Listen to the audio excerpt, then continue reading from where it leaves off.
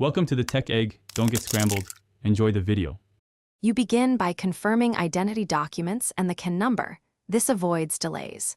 Once you have CAN, government ID, and proof of address, open the cancellation form or portal. Make sure to note the registration date and the exact reason for cancellation. You will need this for the form and verification.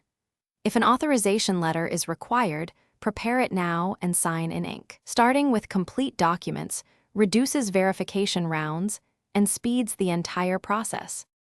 You now complete the cancellation form carefully. Enter CAN, contact details, and the cancellation reason.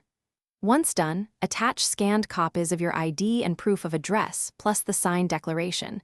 This is why you prepared documents earlier. If fees apply, choose your payment method and confirm the transaction. If you qualify for a waiver, select that option and upload supporting evidence. Double-check all entries and submit. An acknowledgement or reference number should appear. Save it for follow-up. You finish by confirming receipt and noting the reference or confirmation number. This proves you initiated cancellation. Once done, monitor the account or registry for removal. Processing often takes 7 to 30 days depending on the agency. If status stalls, call or email support and provide the reference number, your CAN, and documents you submitted. This speeds resolution. One troubleshooting tip: if verification fails, resubmit clearer scans and a short signed affidavit explaining any